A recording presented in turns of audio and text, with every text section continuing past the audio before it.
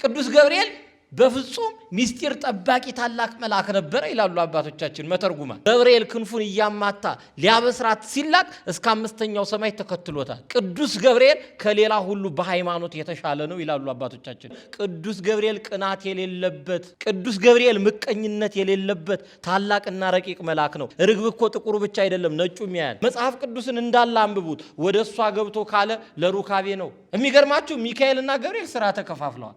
ብሉይ የሚካኤል ነው፣ አዲስ የገብርኤል ነው።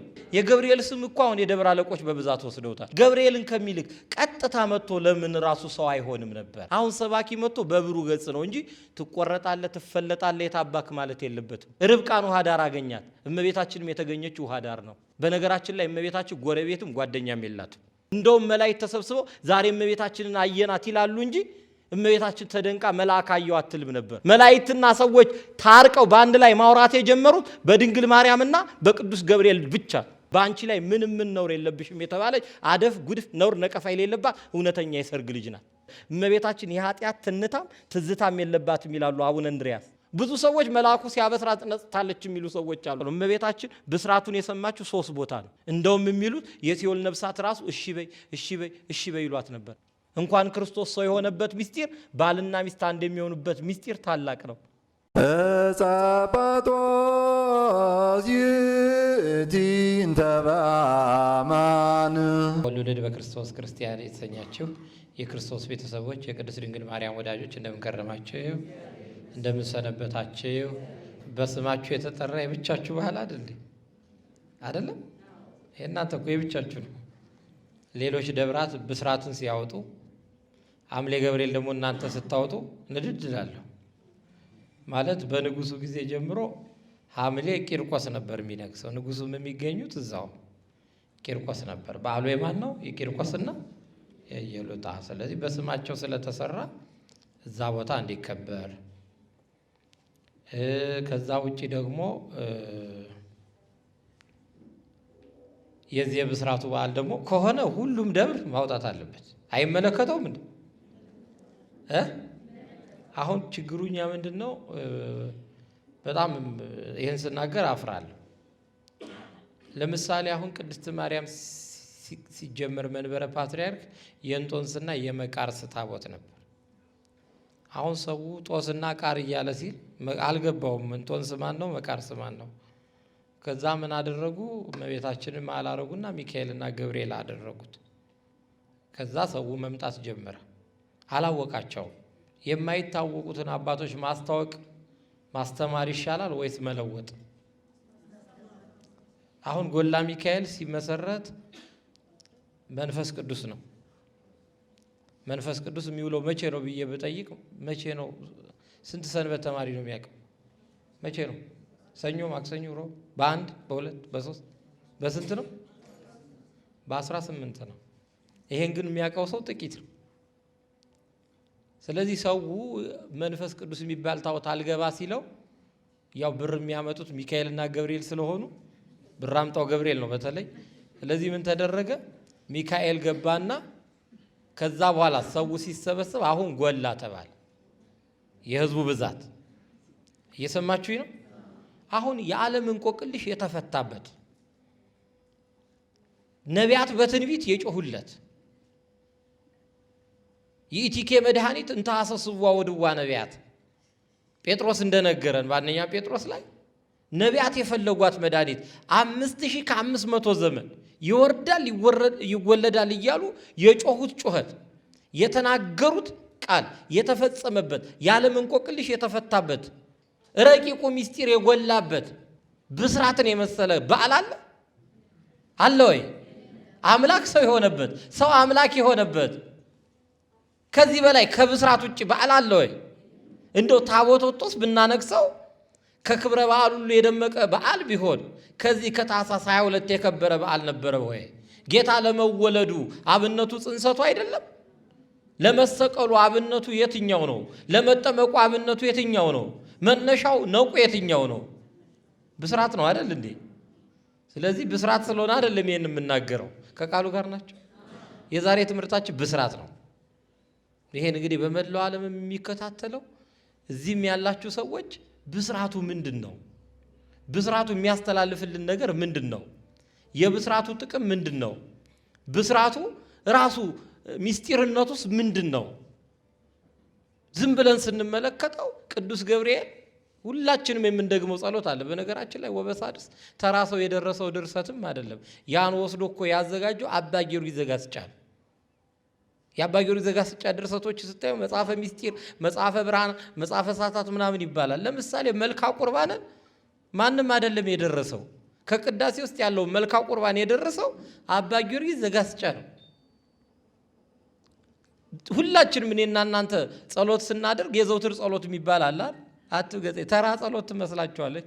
ናኩተከ ስንል ተራ ጸሎት ይመስለናል አይደል? ስብዓቱ በስማ ሁሉ ነገሩ ያ ሁሉ እስከ እንትን ያለው ጸሎት ሃይማኖት ያለው ድርሰት የማን ነው?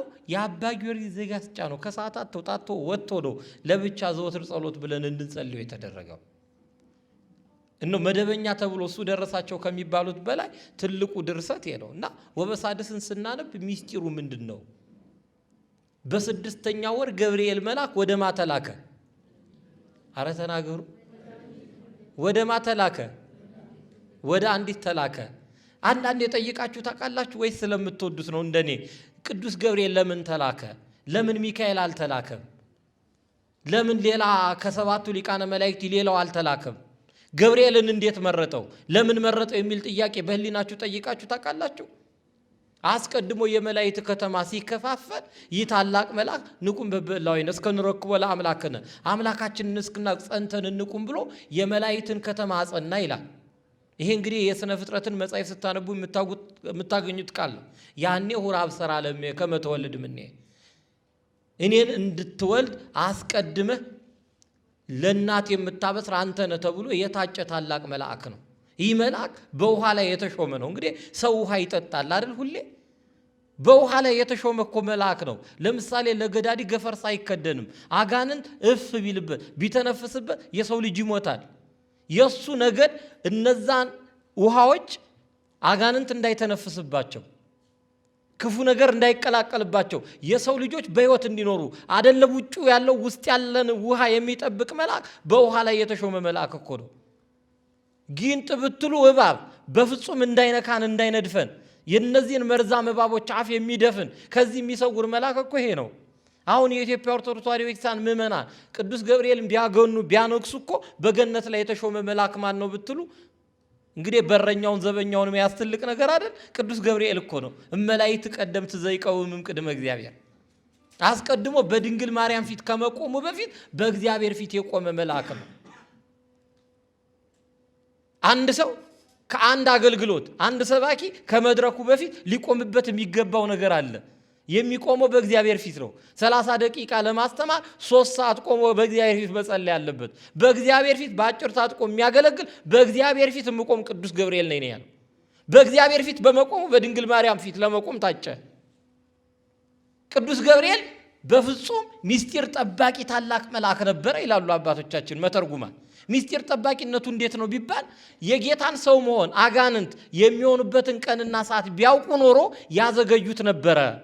በትንቢተ ዳንኤል ላይ ቅዱስ ገብርኤል ተልኮ ሲመጣ ለዳንኤል የነገረው ነገር አለ። የፋርስ ንጉሥ 29 ቀን አዘገየኝ ይለዋል። የፋርስ ንጉሥ ሰይጣን ነው። ለምን? በፋርስ የሚመለክ አጋንንት ነበረ። በፋርስ የሚነገር ጣዖት ነበር። ያን እንዲያመልኩ የሚያረጋቸው በፋርስ የነገሰው አምልኮተ ጣዖት ሰይጣን ነበር። አዘገየኝ፣ ተዋጋሁት። ቅዱስ ሚካኤል መጥቶ እኔን ሲረዳኝ እኔ ደግሞ ወደ አንተ መጣሁ። ጌታችን መድኃኒታችን ኢየሱስ ክርስቶስ መሲሁ ሰው የሚሆንበትን ቀንና ሰዓት የቀረውን ሱባኤ የነግርህ ዘንድ ተልኬአለሁ፣ ታዝዣለሁና ቆመ ስማኝ ብሎ በማስጠንቀቂያ ነግሮታል። ስለዚህ የጌታን ሰው መሆን አስቀድሞ መላእክት ቢሰሙ፣ ፍጡራን ቢሰሙ፣ የሰው ልጆች ቢሰሙ ኖሮ የጌታ የሰው መሆን ጊዜ በአጋንንት ምክንያት ይዘገይ ነበረ። ቅዱስ ጳውሎስ ወደ እናንተ እንዳልመጣ ሰይጣን አዘገየኝ ብሏል። ያንን የመሰለ ታላቅ ሐዋርያ እስከ 3ኛው ሰማይ የወጣውን የበቁትን እስኪያስት እጅግ ክፉ የሆነው አጋንንት የእኛን የመዳን ቀን ያረዝመው ነበረ። ከድንግል መወለዱን ቢሰማ በእስራኤል ደናግላን አይተርፉም ነበረ። ለዚህ አብነት ምን እንደሆነ ታውቃላችሁ? ጌታ መወለዱን ሲሰማ ያን ሁሉ ሺህ እልፍ ሕፃናት በቸብቸቡ አስቆርጧ በጲላጦስ በሄሮድስ አደባባይ ፈይቷቸዋል። ስለዚህ ሕፃን መወለዱን ሰምቶ ይህን ካደረገ እንደሚጸነስ ቢያውቅ ኖሮ ድንግልም ባልተረፈ ሴቶች በማይጸን የያዙት ጽንስ ሁሉ አስቀድሞ ባለቀ ነበረ። ሰይጣን እንዳያዘገኝ ምስጢር ጠባቂ መልአክ ተገኘ፣ ተፈለገ። ይህ ታላቅ መልአክ ከመላእክት ሁሉ ተመርጦ እሱ እንዲላክ ለድንግሊቱ እንዲያበስራት ታጨ። ሚካኤልስ ቀርቶበት ነው ወይ? ድርሳነ ሚካኤልን ስታነቡ እኮ ገብርኤል ክንፉን እያማታ ሊያበስራት ሲላክ እስከ 5ኛው ሰማይ ተከትሎታል። በክብር የተካከሉ ናቸው። እስመ ተአርዮ በክብሮሙ የተባሉ በክብር የተካከሉ መላእክት ናቸው። አንዱን ካንዱ ማሳነስ፣ አንዱን ካንዱ ማስበለጥ አይቻልም። የሰለስቱ ደቂቅ ታሪክ ላይ ሁለቱም ተቀምጠዋል። ሌሎች ትድግናቸው ሁለቱም ተቀምጠዋል። ስለዚህ ታላቁ አባት ቅዱስ ገብርኤል ከመላእክት ሁሉ ተመርጦ እመቤታችን ወላዲተ አምላክን እንዲያበስር ተመርጧል። ለምን? ምስጢር ጠባቂ ነበር። በምስጢር ይዞ ነው። ጓደኞቹን ሁሉ አላማከረም። ተሰውሮ ከሰማይ መጥቶ ለሰው የሚሆን ብስራት ይነግር ዘንድ ቅዱስ ገብርኤል ከሌላ ሁሉ በሃይማኖት የተሻለ ነው ይላሉ አባቶቻችን። እንዴት ቢባል አስቀድሞ በመላእክት ገጠማ ገና ሳያየው ባለንበት እንቁም ብሎ እንዳጸና በዚህም ቦታ ላይ እወለዳለሁ በአጭር ቁመት በጠባብ ደረት እወሰናለሁ ሲለው እንዴት ለምን በምክንያት አላለም? እንዴት በዘባነ ኪሩብ የማየው ረቂቁን የሆነውን አሃዚ ዓለም በራሁል ኩሉ ውስጥ እዴሁ የተባለ ዓለምን በመሃል እጁ የያዘው አምላክ እንዴት በያዘው ነገር ላይ ይቀመጣል? እንዴት ከሶስትነቱ ሳይጎል በማይጸነ ማርያም ያድራል? በዘባነ ኪሩብ የነበረው እንዴት በከብት ግርግም ይገኛል? ይህ እንዴት ሊሆን ይችላል ብሎ አልተጠራጠረም፣ አልተከራከረም። መጀመሪያ ማድነቅ ቅዱስ ገብርኤልን ነው። ይሄ ከአይምሮ በላይ ነው። ብዙ ሰዎችን አብስሯል፣ ግን ልጅ ላጡ ለመካኖች ነበረ። ልጅ ትወልዳላችሁ እንዲህ ነገር ይደረግላችኋል ብሎ ነው ያበሰረው። ይህ የሚቻል ነው። የብዙ ዓመት ልምድ አለው። የተጠራጠሩትን ድዳ እያደረገ የተከራከሩትን እየገሰጸ ለተቀበሉት ደግሞ ብስራት እየሰጠ ኖሯል። የዚህ ግን ታሪክ ይገርማል። ቅዱስ ገብርኤል ቅናት የሌለበት፣ ቅዱስ ገብርኤል ምቀኝነት የሌለበት ታላቅና ረቂቅ መልአክ ነው። እንዴት ቢባል ይዞት የመጣው ብስራት የሰው ልጆች ከመላእክት የሚበልጡበት ነው። ዘይተገብረ ለመላእክት ተገብረ ለካህናት። አምላክ እኮ ሰው ሊሆን ነው። የማታዩት አምላክ ተገልጦ ልታዩት ነው። የሰው ልጅ ከመላእክት ሊበልጥ ነው። አምላክ የሰውን ባህሪ ገንዘብ ሊያደርግ ነው የሚል ምስራች ይዞ መምጣት እጅግ እኮ ከባድ ነው። የራሱን ማለት የሌሎቹን መተለቅ የሚያሳይ የብስራት ቃል ይዞ ሲመጣ ፊቱ አልቀጸመም። ምንድነው የሆነው? በብሩ ገጽ ነው የመጣው። የሰው ልጆች መዳን የሚያስደስተው፣ የሰው ልጆች ማግኘት የሚያስደስተው፣ የሰው ልጆች መባረክ እጅግ ልዩ ደስታ የሚያስደርግበት ከቃሉ ጋር ናቸው።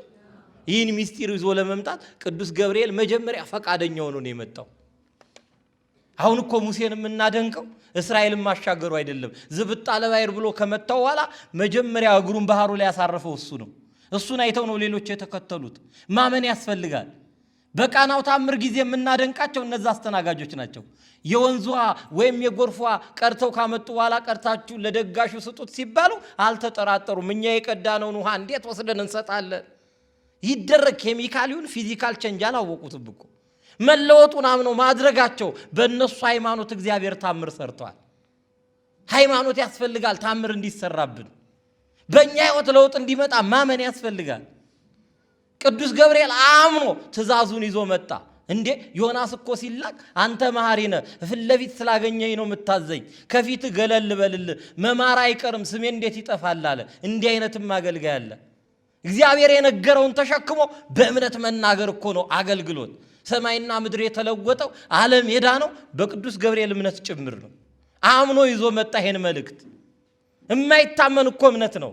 ስምዖን አረጋዊ ማመን ተቸግሮ እኮ ወለት ትጸንስ እያለ ይጽፍ ነበረ። ምንድን ያለው? ካልጋ እስክትጣበቅ 500 ዓመት ትኖራለህ አለው። ይሄን ለማየት ስለተጠራጠረ ስለተከራከረ። ቅዱስ ገብርኤል ግን ላስብበት አላለም። ይሄን መልእክት ይዤ መሄድ እቸገራለሁ አላለም። እንዴ ሰይጣን እኮ በትዕቢት ነው የወደቀው። አልታዘዝ ብሎ እኮ ነው የወደቀው። ይህ ታላቅ መልአክ ግን ለአይምሮ የሚከብድ ለአሚን የሚከብድ ታላቅ ምስጢር ይዞ እኮ ነው ለማንም ሳይነግር እንዴት እንዲባላል ብሎ ካጠገቡ ላሉት ሳያማክር ይሄን ምስጢር ተሸክሞ መጣ። አንደኛ የመጣበትም ሀገር እኮ የሚመጥን አይደለም። ናዝሪት ናት። ናዝሬት እኮ ፊልጶስ ለናትናኤል ሲነግረው ከናዝሬት በጎ ሰው ሊወጣ ይችላል የተባለባት የጎስቋሎች መንደር ከመርካቶ የባሰች አሁንም ብትሄዱ ትርኪ ምርኪዋ እጅግ የገነነ እጅግ የምታስጠላ ቦታ ነበረች። እግዚአብሔር እኮ ከዛ ነው የተገኘው። ብዙ ደናግላን እኮ ቤት ዘግተው ንጽህ ጠብቀው ክርስቶስ ከኛ መሲህ ይወለዳል ብለው እኮ ኖረዋል። ብዙ እኮ ነገስታት ልጆቻቸው ለዚህ አዘጋጅተዋል። ዳዊት አባትሽ ሲባል እኮ አቤት የዳዊት ገርነቱን አስብ ለእግዚአብሔር እንደማለ ለያዕቆብ አምላክ እንደተሳለ ይላል እኮ መጽሐፍ። ብዙ ሴቶች እያገባ ድንግል ማርያም ከኔ ትወለዳለች ይል ነበር። ጽድቅ የሚመስል ኃጢአት የሚሰሩ ብዙ ሰዎች ነበሩ።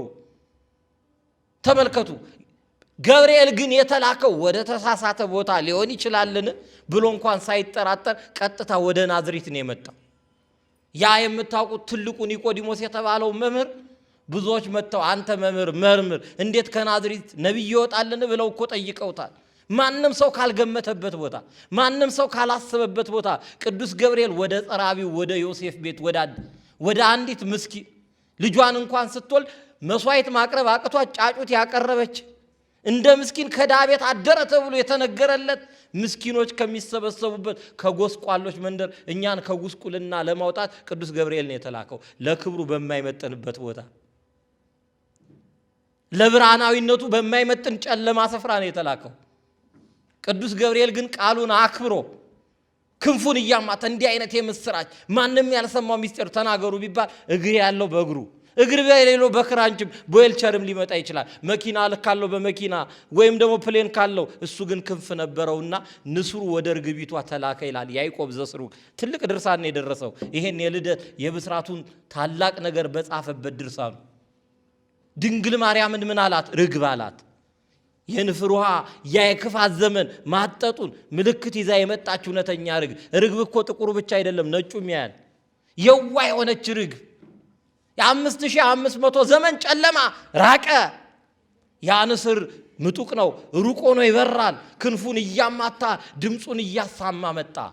ማንም ሰው የሚገርማችሁ ብዙ ታሪክ ተጽፏል፣ ብዙ የመላእክት ብስራት ታትሟል። ግን መጽሐፉ የሚለው ቅዱስ ገብርኤል ወደ እሷ ገብቶ ነው የሚለው። አብርሃም ወደ እሷ ገብቶ ሚስቱ ሳራ ጸነሰች ነው የሚለው። ያዕቆብ ወደ እሷ ገብቶ ሚስቱ ጸነሰች ገሌን ወለደች ነው የሚለው። መጽሐፍ ቅዱስን እንዳለ አንብቡት። ወደ እሷ ገብቶ ካለ ለሩካቤ ነው። መጽሐፍ ቅዱስ ግን ወደ እመቤታችን የገባው ታላቁ መልአክ ቅዱስ ገብርኤል ነው አለ። ለብስራት ይለያል። ብስራት ሁሉ ይለያል። ይሄ ብስራት ከብስራቶች ሁሉ ይለያል። አሁን እኛ ከምናስበው በጭንቅላታችን ማኑኤልና አንትኩይ ሶምሶንን ትወልዳላችሁ ሲባሉ ከእንደዚህ አይነት ብስራት በጣም ይለያል። ብስራቱ ብቻ አይደለም፣ ድንግሊቱም ትለያለች። ብዙዎች እኮ የመልአክ ብስራት የሰሙት እኮ ሐና አይምሮሽ ንክ ነው ወይ ጉሽ ጠላ ጠጥተሻል ወይ እስክትባል ልጅ ካልሰጠኝ ብላ ተጨቃጭቃ ነው። አብዛኞቹ እኮ መልአክ መጥቶ ሲያበስራቸው እኮ እንትና በዚህ በሐዋርያት ሥራ ምዕራፍ 10 ላይ የምናየው ቆርኔሌዎስ እኮ ጸሎትና ምጽዋት ተሰምቶላል የሚል ነው ብስራቱ። አመጣጡም ልዩ ነው፣ ሰላምታውም ልዩ ነው። ቀጥታ መጥቶ ሰላም ላንቺ ይሁን ጸጋን የተመላሽ ሆይ ደስ ይበልሽ ነው ያለው። ምስጋናውም ብስራቱም ይለያል። ብዙ ሰዎች ለምነው ነው ልጅ ያገኙት። እመቤታችን ግን አልለመነችም። የጸሎቷን ውጤት ወይም የጸሎቷን መልስ ለመስጠት አልነበረም ገብርኤል የመጣው። የነቢያት የጸሎት ሕይወት የ5500 ዘመን ፈኑ ዴከ ፈኑ ብርሃንከ የተባለው የዓለም ጩኸት እንቆቅልሽ የተፈታበት ራሔል ስለ ልጆቿ አለቀሰች፣ መጽናናትን አልወለደችም የሉምና። የመጽናናታቸው ውጤት የሆነው የዓለም ለቅሶ በአጠቃላይ ፍቺ ያገኘበት እንቆቅልሽ የተፈታበት ልዩ ቀን እኮ ነው ቅዱስ ገብርኤል ወደ እመቤታችን የመጣበት። ቅዱስ ገብርኤል ክንፉን እያማታ ወደዚች ወደ ናዝሬት መጣ። የሚገርማችሁ መድኃኔዓለም ክርስቶስ እናቴ እንድትወልደኝ ወደ እኔ ጥራት ብሎ አልጠራም ይላል ሊቁ እና አንበሮስ ብዙ እኮ ጽፏል ነው ዮሐንስ አፈወርቅ። እስቲ ጥራት ኤልያስን በሰረገላ በሳት ሰረገላ አንከብክቦ የወሰደ እናቱን እስቲና ጥራትና በዘባነ ኪሩብ ትውለደኝ አላለም። ጥራት አለ። እሱ ወረደ እንጂ እሷን አላስጠራም። በሰማይ ብትወልደው ኖሮ የድንግል ማርያም ፍቅር ከየት እናመጣው ነበር? እስቲ ንገሩኝ። ለእግዚአብሔር ሳልቦ ዘሬግ እግዚአብሔርን ፍጹም ያየው የለም። በአባቱ እቅፍ ያለ አንድያ ልጁ ተረከው። ክርስቶስን ባናየው ኖሮ የሐዋርያት ስብከት እንዴት ሊሆን ነበር? በላን፣ ጠጣን፣ አየነው፣ ዳሰስነው የሚለው ስብከት ይኖር ነበር? አረ ተናገሩ። ይኖር ነበር ወይ? ግን እግዚአብሔር አይችልም ነበር? ነይ ብሎ እዛ መውለድ አይችልም ነበር ወይ? አረ ነይ ብሎ መውለድ አይደለም ሳይወለድ ሳይወርድ ማዳን አይችልም ነበር ወይ? ለእግዚአብሔር የሚሳነው ነገር አለ? እግዚአብሔር ግን ዓለምን ከፈጠረበት ጥበቡ ዓለምን ያዳነበት ጥበቡ ይበልጣል። ለዚህ ያድኖት ስራ ደግሞ ለዚህ ደግሞ ትልቅ ምስጢር ለዚህ የብስራት ስራ የመረጠው ቅዱስ ገብርኤልን አስቀድሞ ዳንኤልን ምን አለው? ቁም ተጠንቀቅ፣ የጌታን ሰው መሆን የመሲሁን መምጣት በዚህ ጊዜ ይሆናል ብሎ የገለጠለት እሱ ነው። ጀምረዋልና ጨርስ ብሎ ሰው ሲሆንም የላከው ቅዱስ ገብርኤልን ነው። የሚገርማችሁ ሚካኤልና ገብርኤል ስራ ተከፋፍለዋል። ብሉይ የሚካኤል ነው፣ አዲስ የገብርኤል ነው። የሚገርማችሁ ቀዳማዊ ልደቱን የሰጠው ለገብርኤል ነው፣ የጌታ ሰው መሆን። ዳግም ምጽአቱን ደግሞ ምን የሚለው ንቃ ሟቲ ብሎ ቀንደ መለከት የሚነፋው የዳግም ምጽዋቱን የመጨረሻውን ከቃሉ ጋር ናቸው። ለቀዳማዊ ልደቱ አብነት ያደረገው ማንን ነው? ገብርኤልን ነው አይደል እንዴ? የገብርኤል ስም እኮ አሁን የደብረ አለቆች በብዛት ወስደውታል። መጋቢ አዲስ የማስራ ነው። አረ ተናገሩ። ሊቀ ትጓን የማስራ ነው ቅዱስ ያሬድ ያለው ሊቀ ትጓን ገብርኤል አብሰራ እኮ ይላል። ወንዘ ትፈትል ወርቅ በደብተራ ለዛ ለወለተ ቅስራ ሊቀ ትጓን ገብርኤል ነው ያበሰራት። ብዙ ስም እኮ አለ፣ በጣም ብዙ ስም። የቅዱስ ገብርኤል ስሙ ብዙ ነው። የሚገርማችሁ ግን ለቀዳማዊ ልደት አብነት አድርጎ ቅዱስ ገብርኤልን የመረጠው። ቅዱስ ገብርኤል ክንፉን እያማታ ወደ ድንግሊቱ መጣ። ቆይ እግዚአብሔር አንዳንዴ ጥያቄ ጠይቃችሁ አታውቁም? ቀጥታ ገብርኤልን ለምን ይልካል? አሁን እንደው መናፍቃኑ እንደሚሉት ሌሎቹም እንደሚሉት አማላጅ ቢሮክራሲ ለምን ያስፈልጋል? በጸበል ታጠብ፣ ሰሎ ሂድ፣ አፈር መቀባት ምናምን አይንሁን ቢለው አይሆንም? አንዳንዴ ፕሮሰሱን ብዙ ሰው ጠልቶታል። ገብርኤልን ከሚልክ ቀጥታ መጥቶ ለምን ራሱ ሰው አይሆንም ነበር ብለው እኮ ይጠይቃሉ። በነገራችን ላይ መጠየቅ ክፋት አይደለም፣ መመራመር እኮ ክፋት አይደለም።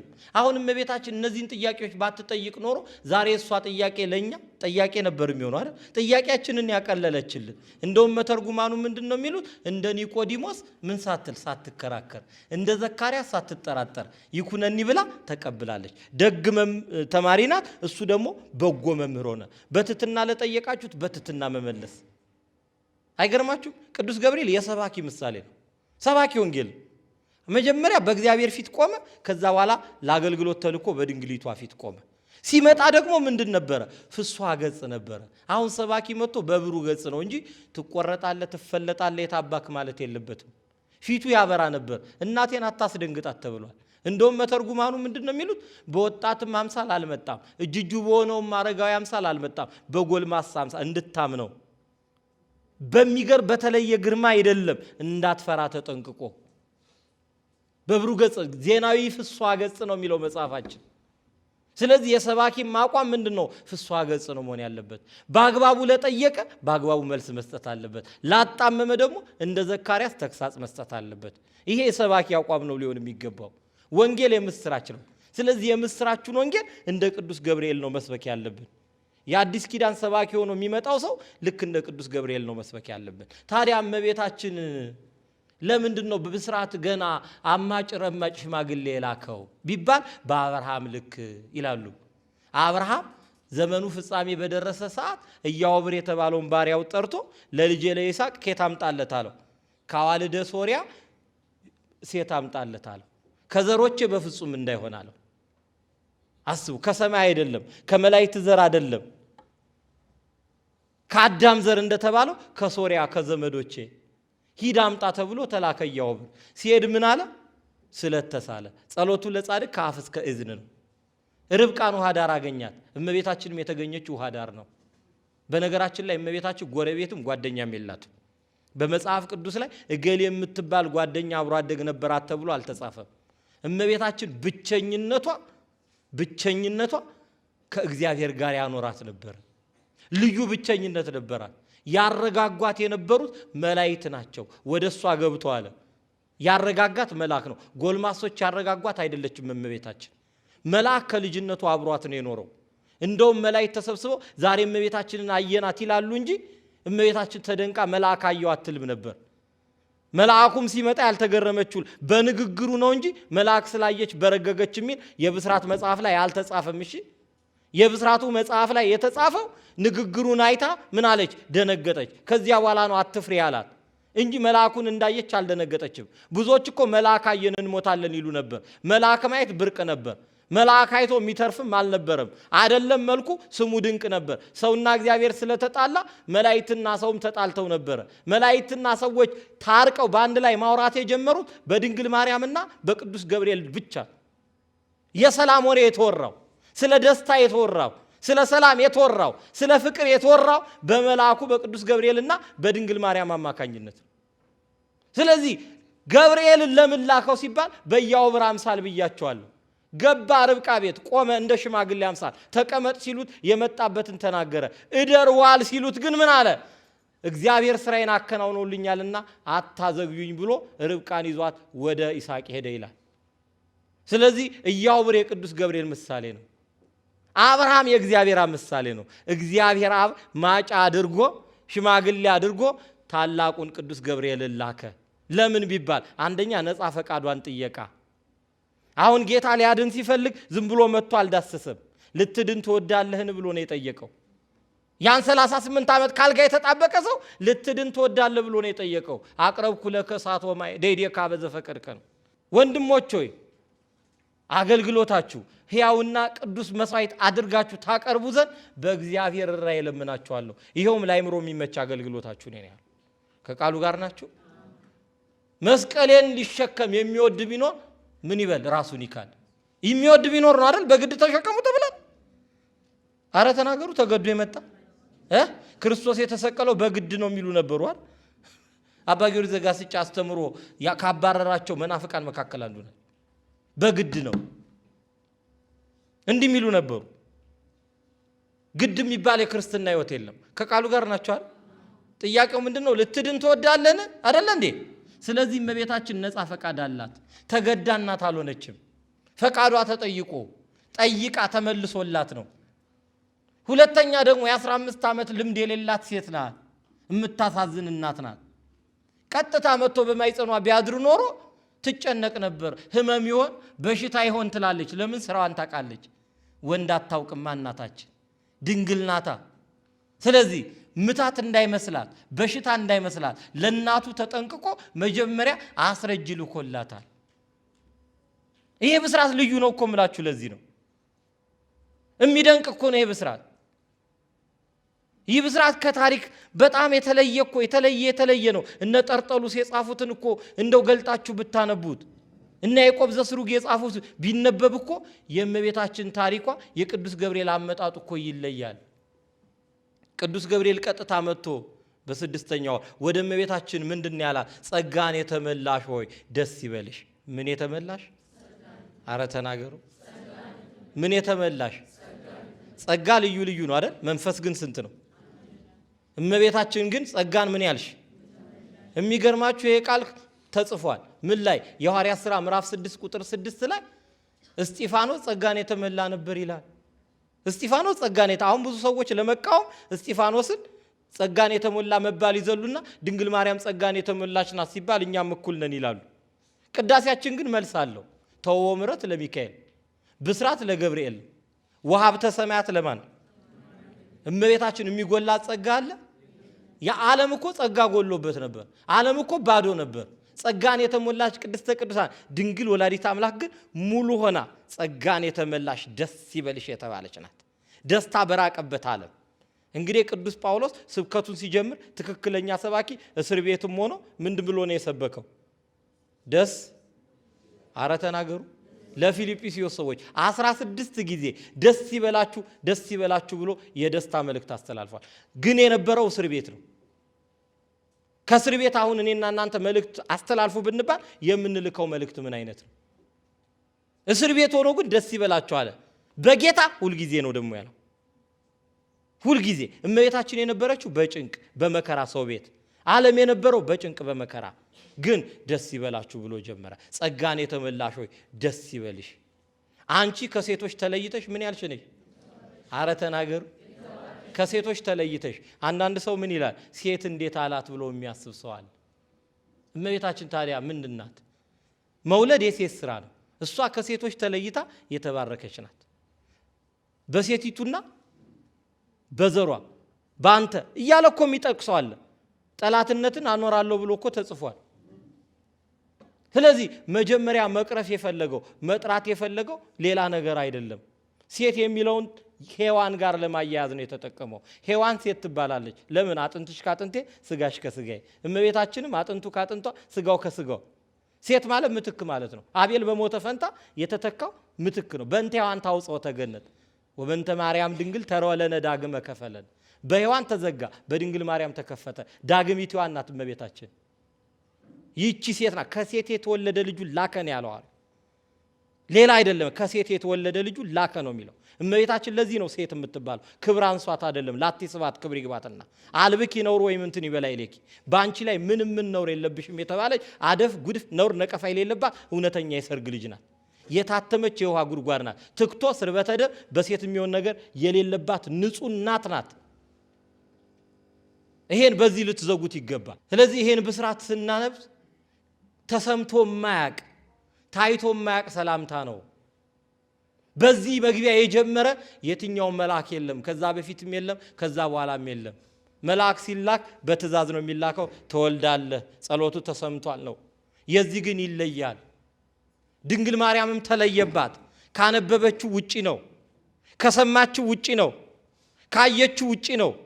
ሁሉ ነገር ግራን የሆነባት ያስደነገጣት ይሄ ነው። እንደምን ያለ ሰላምታ ነው! ሔዋን በገነት የሰማችው አንቺ ከሴቶች የተለየች ነሽ፣ የሰማይና የምድር ንግሥት የምትል ነው። የተሳሳተ ቃል። ጠርጠሉስ ምን እንዳለ ታውቃላችሁ? ላኪው የማይታወቅ መልእክት አትቀበሉ። እቺ ድንግል መርማሪ ናት። ላኪው የማይታወቅ መልእክት አልተቀበለችም። ላኪው ማን ነው ብላ አጣራች። ይህን ሰላምታ የላከው ማን ነው? ይህ ሰላምታ የመጣው ከየት ነው? ሶርሱ ከየትኛው ቃርሚያ ቃርምሽ ተብላ እንደተጠየቀች ቃርሚያው ከየት ነው? ይሄ መልእክት የመጣው መንፈስን ሁሉ መርምሩ ነው። ድንግል ማርያም ወላዲተ አምላክ መንፈስን የመረመረች ነው። የመጣን ሰባኪ ሁሉ አትቀበል። የተወረወረብህን ሁሉ አትቀበል።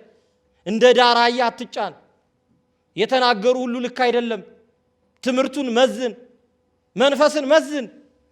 መዝኖ ነው መቀበል። ድንግል ማርያም መዝና አብጠርጥራ ነው መልአኩን የሚጠየቀውን ጥያቄ ሁሉ ጠይቃለች። ዝም ብላ አልተቀበለችውም። እሺ በጅ አላለችው። ሔዋን ሰምታ ሞትን ወለደች።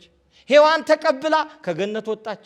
ድንግል ማርያም ግን ጠይቃ አብጠርጥራ እውነቱን አወቀች። እውነቱን መልአኩን ጠየቀችው። ዝም ብላ አልተቀበለችም። ዝም ብላችሁ አትቀበሉ። ጠይቁ፣ መርምሩ። ሁሉ አመክሩ እኮ መጽሐፉም ይላል። ሁሉን መርምሩ መልካምን ያዙን የተባለው ድንግል ማርያም ሁሉን መርምራ መልካም። እንዲህ አይነት ሰላምታ ከየት የመጣ ሰላምታ ነው? ያልተለመደ ሰላምታ ነው። እንዴት ይሆናል አለች። መንፈስ ቅዱስ ወደ አንቺ ይመጣል፣ የልዑል ኃይል ይጋርድሻል። ይህ የሚወለደው ከሶስቱ ቅዱስ አንዱ ነው እያለ ማብራራት ጀመረ። እመቤታችን ግን ይሄ ሁሉ ሰምታ አልተበገረችለትም። እንዴት ሊሆን ይችላል? እንዘ ይአምር ብእሴ ትወልጃለሽ አልከኝ፣ ከማን አልልህም? እምልህ ወንድ ስለማላውቅ። አስቀድሞ አባቷ ዳዊት የአባትና የእናትሽን ቤት እርሺ፣ ወልጄ ከብጄ እኖራለሁ ብለሽ አታስቢ ብሏት ነበር። እመቤታችን የኃጢአት ትንታም ትዝታም የለባትም ይላሉ አቡነ እንድርያስ። ትዝታውም ትንታውም ተበልቶ ተጠጥቶ እንኳን በደም ሙቀት የሚመጣው እንኳን ኃጢአት በሷ የለባትም። ወንድ ስለማላቅ እንዘ ይአምር ብእሴ፣ ወንድ አላውቅም ጨርሶ፣ አስቤውም አላቅም። ወልጄ ከብጄ እኖራለሁ ብዬ እንኳን አላስብም ነው። ባህሌውም የለብኝም ብላ ነው እማምላክ ወላዲተ አምላክ የዘጋች። እንዲህ አይነት ሴት ኬታለች? አንቺ ከሴቶች ተለይተሽ የተባረክሽ ነሽ። ሁለት ሴቶች እኮ ተብለዋል። ኢያኤልን ታስታውሷታላችሁ? ባርቅና ዲቦራ።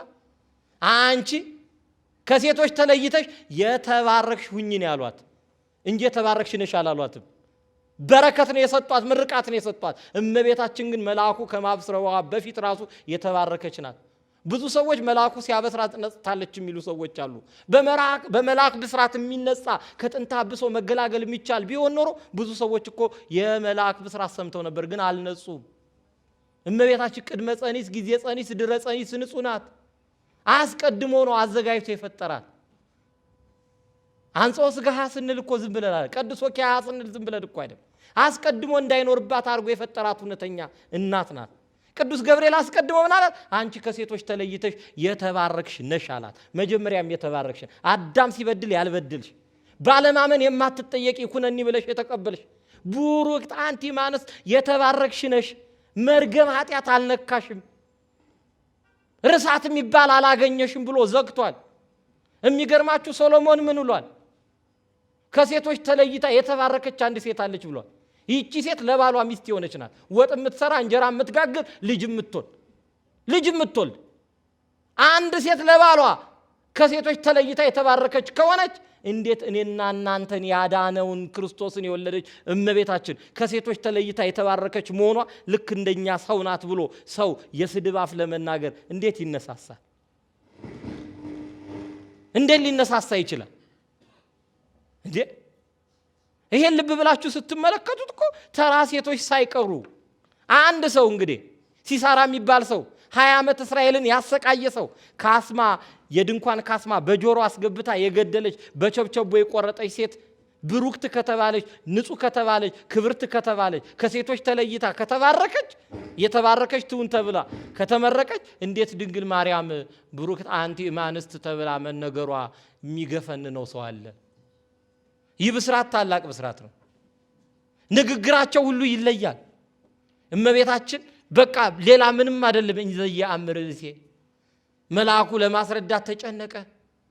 ርግቢቷን ለማስረዳት ንስሩ ጣረ፣ ወጣ ወረደ። ሁሉን ካስረዳ በኋላ ምን ይገርምሻል? ዘመድሽ እንኳን ኤልሳቤጥ እኮ ጸንሰች እንዲሁ 6 ወር ሆነ አላት። እንዴ ይሄ ምን ይገርምሃል? አብርሃምና ይስሐቅ አብርሃምና ሳራ በ90 ዓመት በ100 ዓመት መውለዳቸው በመጽሐፍ የተጻፈ ነው። ምን ችግር አለው? ምክንያት እኮ ዘካርያስ አላት። ይህቺ ሴት አሮጊት ብትሆንም አብርሃምን የመሰለ አረጋዊ ባል አላት። ይህ በመጽሐፍ የተጻፈ ታምር ነው። አይደንቅም? ይሄ ምሳሌ ሊሆን አይችልም? አያሳምነኝም አለች ይህች እናት። ቅዱስ ገብርኤል ግን ምን አለ? የሚያሳምንበትን ያውቃል። በመንፈሳዊነት መርታት የእመቤታችንን የማመን ልብ ያውቃል።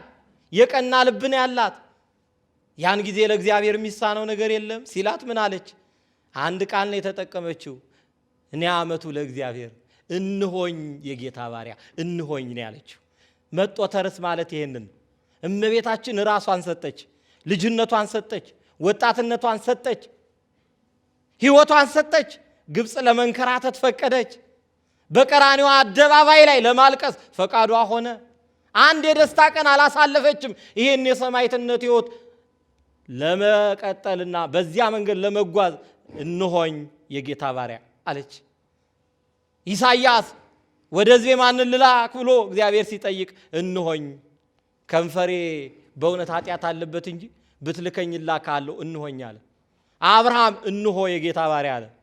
ሙሴ ተነስቶ እንሆኝ የጌታ ባሪያ አለ። ተጠቀመባቸው። እመቤታችንም እንሆኝ አለች። አያችሁ፣ እንሆኝ ማለት ያስፈልጋል፣ አለው ማለት ያስፈልጋል። ለክርስትናችን፣ ለሕይወታችን፣ ለሰንበት ትምህርት ቤታችን፣ ለቤተ ክርስቲያናችን እንሆኝ ማለት ስንጀምር ነው። እመቤታችን እንሆኝ ነው ያለችው። እንሆኝ ብላ ራሷን ስትሰጥ በመስቀል ላይ ስጋውን ከመስጠቱ በፊት እንሆና ታላ እሱ አይደንቃችሁ? ስጋውን አይደለም ቀድሞ የሰጠን፣ ደሙን አይደለም ቀድሞ የሰጠን፣ በተግባር ምሳሌው ሐሙስ ተደርጓል። አስቀድሞ ግን እንሆ እናትህ ብሎ ሰጠ። አየ እንሆኝ ብላ ነበራ። እናቱን መስጠት አስቀደመ። ጌታ ሌላ የሚያወርሰን ሀብት አልነበረም በምድር። ለሚወደው ሐዋርያ ሀብት አድርጎ የሰጠው እናቱን ነው። እንሆ እናትህ ብሎ ሰጠ። አየ እንሆኝ ማለት እንሆ ያስብላል። እግዚአብሔር እንሆ ስጦታ እንዲለን ራሳችን እንሆ ማለት ያስፈልጋል።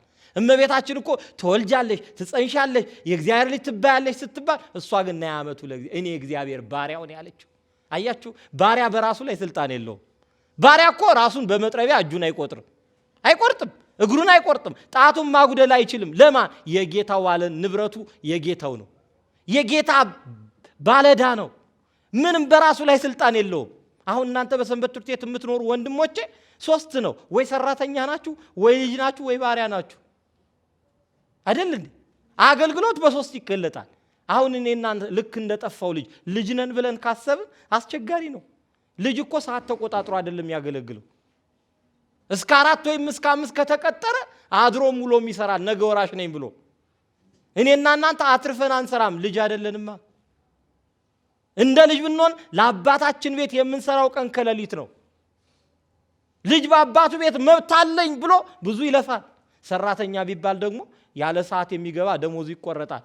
አሁን አገልግሎታችን የሰራተኛ እንኳን ቢሆን ጉድለት አለበት። ሲመቸን ነው የምንመጣው። መዝሙር ጥናት ካልተመቸን፣ ድራማ ጥናት ካልተመቸን፣ አገልግሎት ካልተመቸን አንመጣም። የሚቆረጥ ደሞዝ ያለ አያልመስለንም። ሰራተኞችም አይደለንም። ባሪያ ነን ወይ ብለን ስኒ ባሪያም አይደለንም። በራሳችን ላይ መብት እንደሌለን ቆጥረኝ እንሆኛ እንልማ። በጣም አማጺ ነን። የባሪያ ወግም የለንም። እመቤታችን ግን እናት ነሽ ሲላት ባለቅኔው እንዘ ትትቀነ ይለርሳል። እሷ እመቤትነት እየፈለጋት እሷ ግን ባርነት ትመኝ ነበር። የሚገርማችሁ ሌሎች እንውለድ ብለው ሲወልዱ እመቤታችን ግን ምን ነበር የምትለው? ከዘመኗ ደርሼ እንጨት ፈልጬ ውሃ ቀድቼ ባገለገልኳት ብላ ኢሳይያስ 7ን ቁጭ ብላ ስታነብ በቤተ መቅደስ አሮርቃ አስማምታ ስትጨርስ ትርፍ ሰዓቷን ከሰው ጋር ሳይሆን የምትነጋገረው ከመጻሕፍት ጋር ነበር። ድንግል ትጸንስ ወትወልድ ወልድ ወትሰይምዮ ስሙ አማኑኤል እያለ ሲነበብ ምን ነው ከዘመኗ ደርሼ በቅሎ ለጓሚዋ ብሆን አዛባ ዛቂዋ ብሆን እንጨት ብፈልጥላት ውሃ ብቀዳላት ብላ ትመኝ ነበር። አያችሁ፣ ባርነትን ስትሻ እናትነት እሷን ይፈልጋት ነበር። እመቤታችን እኮ ትሁት ናት። ይሄ ሁሉ ተነግሯት እኮ እንሆኝ የጌታ ባሪያ ነው ያለች። ይሄን ሁሉ ታሪክ ሰምታ እኮ ዘመዷን ኤልሳቤጥን ለመጠየቅ 135 ኪሎ ሜትር በእግሯ ተጉዛለች።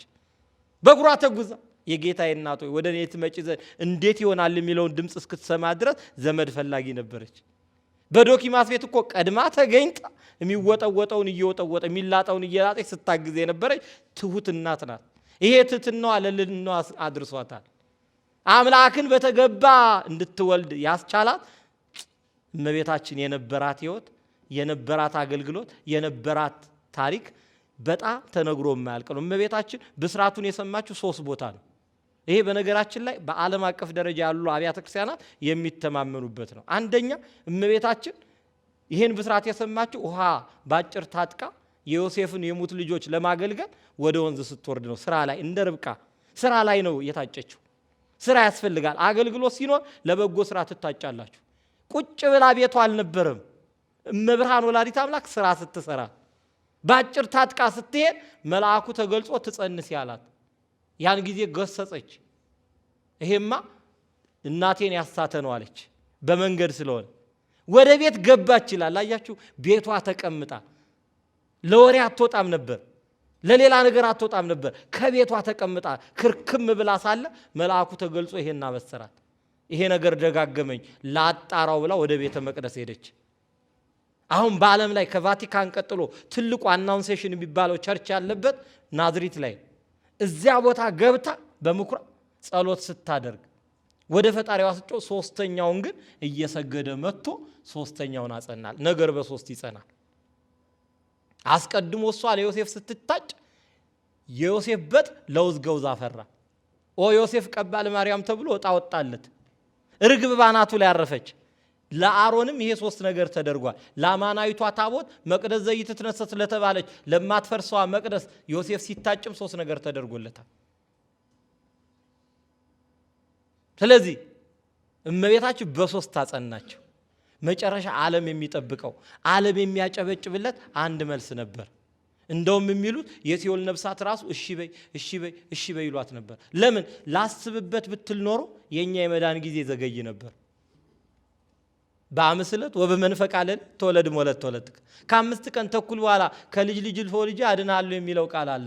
ከደቂቃዋ ደቂቃ ከሰከንዷ ሰከንድ ሳይሸራረፍ የእመቤታችን ድምፅ ነው የሚሰማው። ቃሏን ቃል አድርጎ በማይጸኗ ለማደር እሺ የምትለውን ቃል እመቤታችን ቅድስተ ቅዱሳን ድንግል ወላዲት አምላክ ሳትጠራጠር ቅድምም እንደነገርኳችሁ ሳትከራከር ይኩነኒ ብላ ቃሉን ተቀበለች።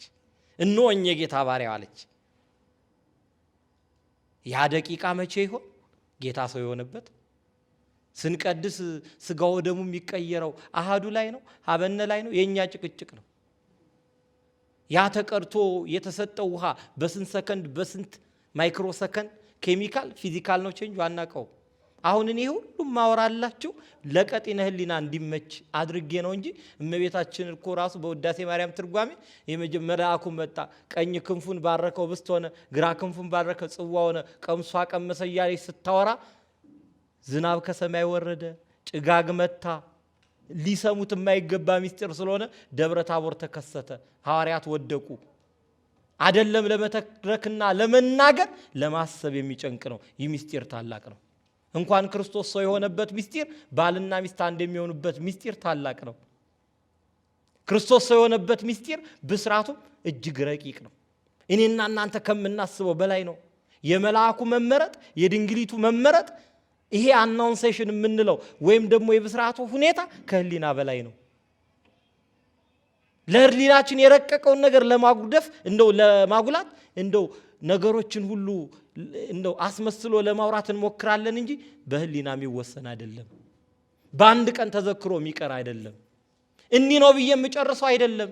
እንደ ሸልማ የሚጠቀልሉት እንደ ወርቅ የሚያንከባልሉት እና አባ ጊዮርጊስ ዘጋስጫ እንኳን በዓለ ጌናን በጻፉበት በዚያ ክታባቸው እንኳን ገልጸው የጨረሱት አይደለም። እና ያዕቆብ ዘስሩ ተመሳጥረው በቃ ህሊናቸውን አይወስደው ታች አውርደው እና አባ ሕርያቆስ ያን ሁሉ ነገር አድቀው ሊጨርሱት ያልቻሉት ልዩ ምስጢር ነው። ዕለተ ብስራት ንግግሩ ሁሉ ለየት ይላል። ምላሻቸው ሁሉ ያልተለመደ ነው። ይህ ጥበብ ታላቅ ነው። ይህ ምስጢር ታላቅ ነው። ከህሊናት በላይ ነው። እጹብ ብሎ ከማለፍ ውጪ እንዲህ ባለ ሁኔታ በቅዱስ ያሬድ ዜማ አስቦ ከማለፍ ውጪ ሌላ አቅም ስለሌለን ነው። ለዚህ ቀን ያደረሰን በዚህ ቤት የሰበሰበን በእውነት የዚህ መልአክ ልጅ ያደረገን አምላክ ስሙ የተመሰገነ ይሁን። ይቆየን፣ የሰማነውን በልቦናችን ያሳድርብን። ጸጳጦስ ይእቲ እንተ በአማን ይብልዋ ቅድስታ ቅዱሳን አንቀጸ ብፁዓን መዝገቡ ለቃል ሰአሊ ለነ ማርያም